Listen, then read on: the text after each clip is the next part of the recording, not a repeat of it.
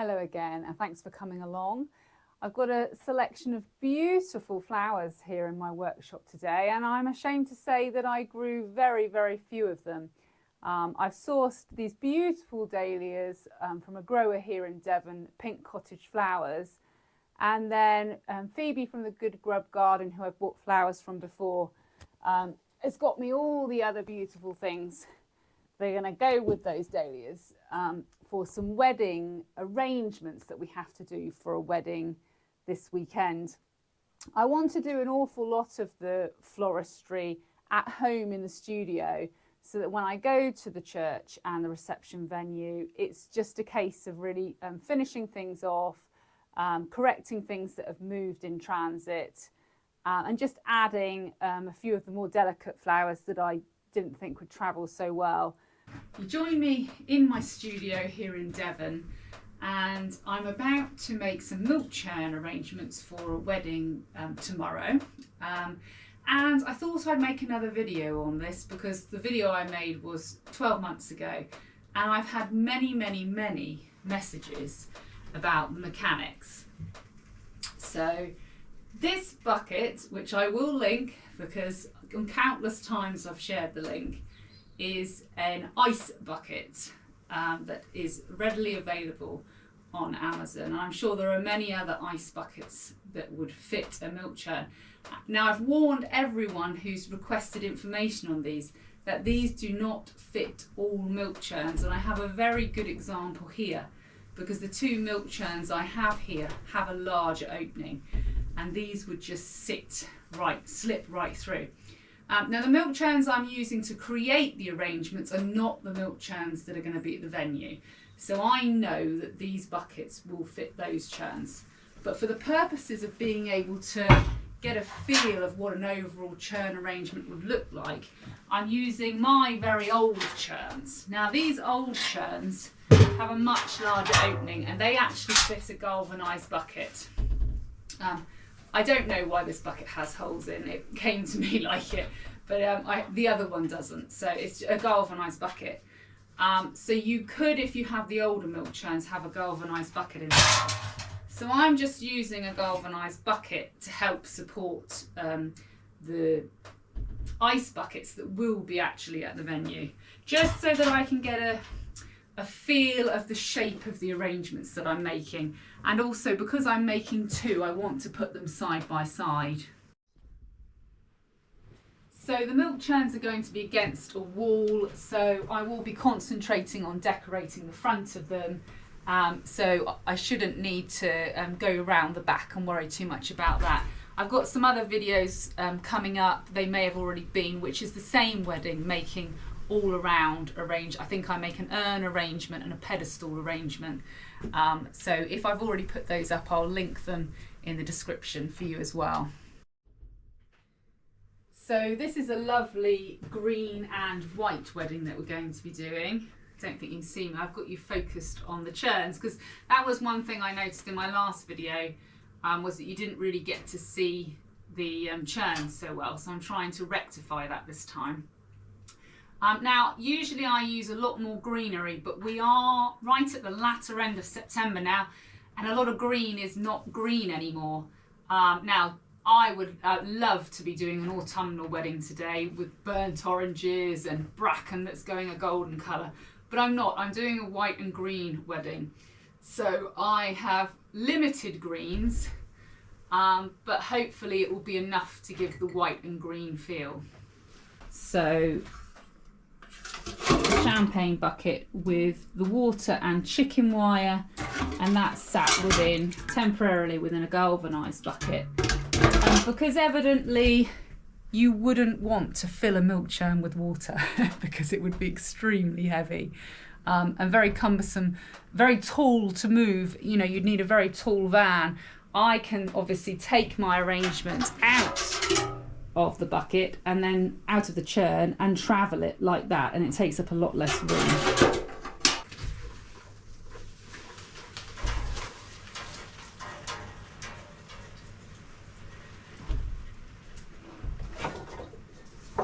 So we've got some brachioglottis,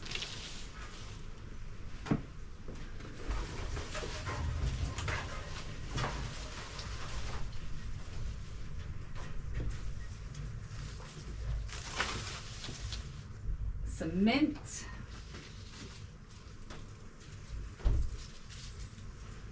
I've got a few fuchsia branches just for a bit of structure. And then some rambling and climbing rose foliage, which actually might end up being too difficult to work with. We will see.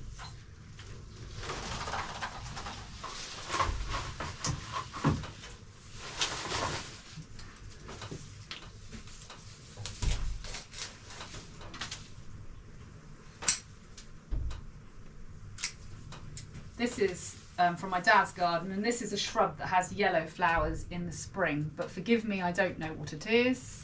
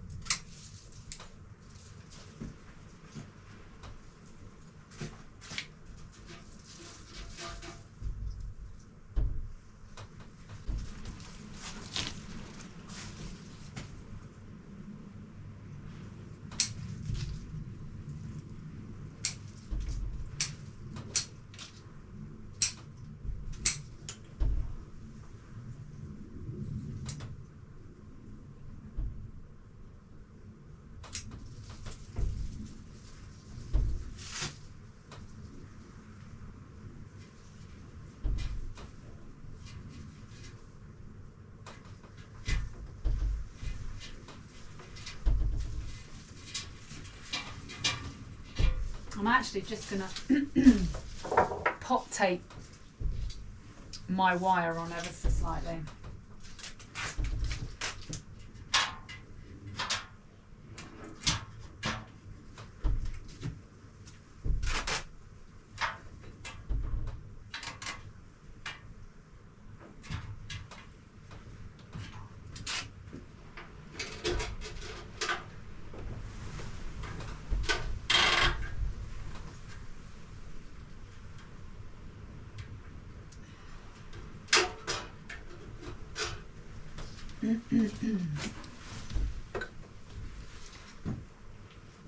So what I'm doing is I'm looking for a stem to mirror the outward arch on the other side. But of course they're all arching the same way. But I can probably get away with just having this one at more of an angle. Haha.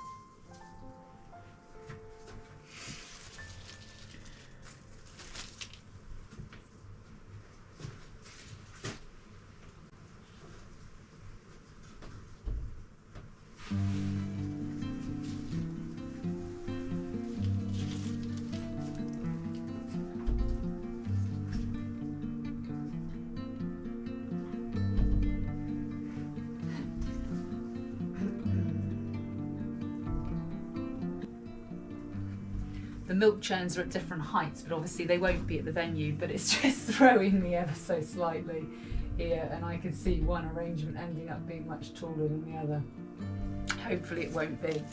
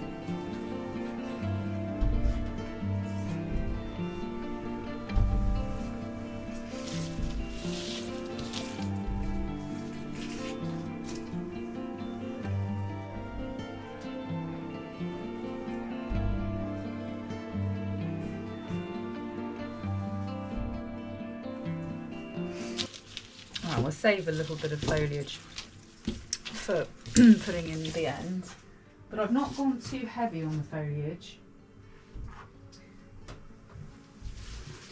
I want these to be quite light and airy.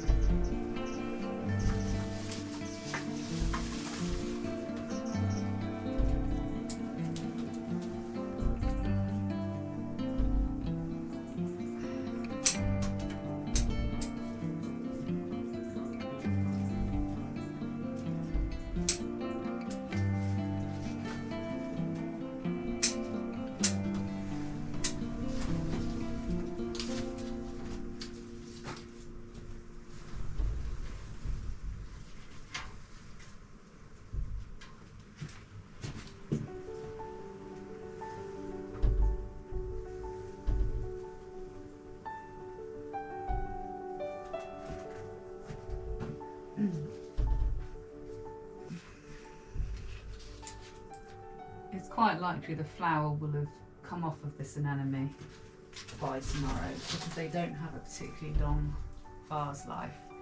But I'm actually thinking more of these for the structure.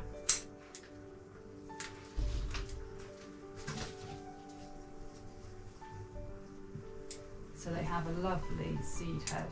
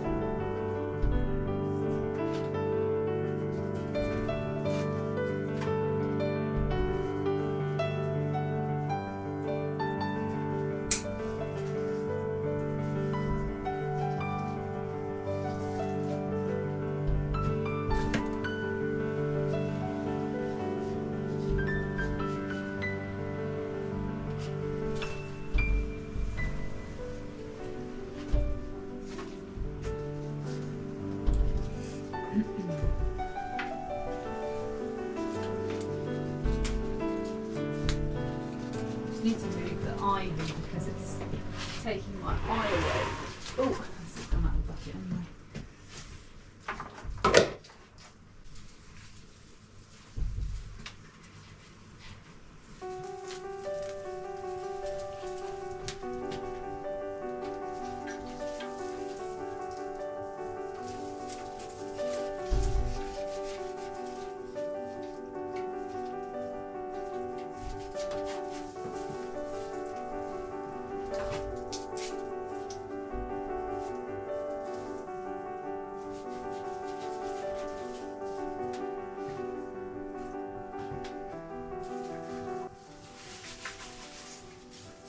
I may not have very much else in the garden, but I've got loads of grass.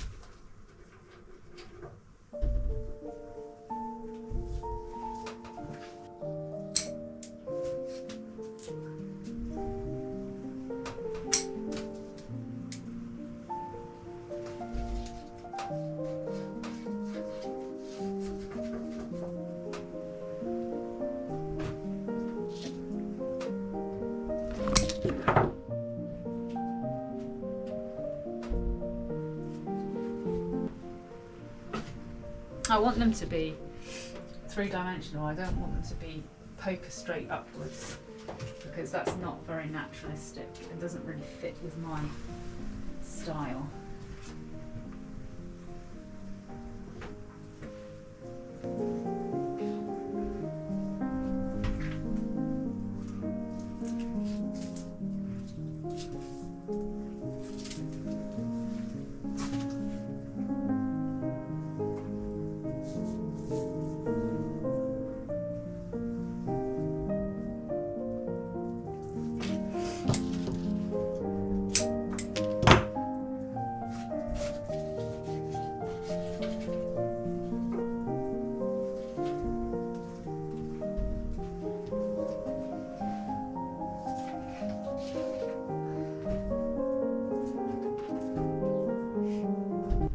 White and green, but trying to add a bit of autumn. That's not the brief. that's my brief.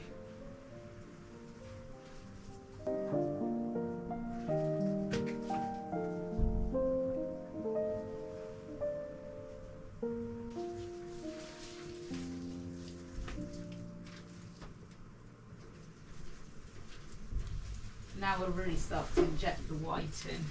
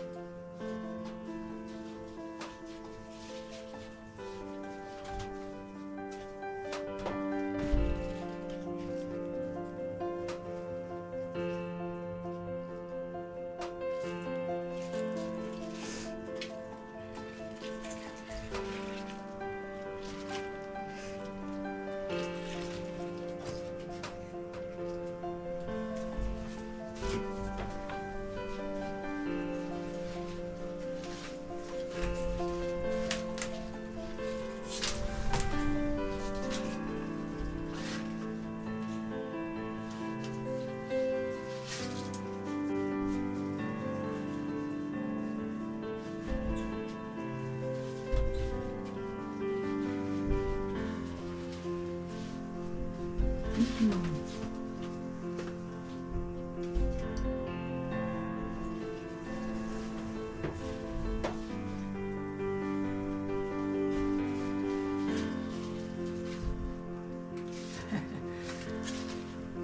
go.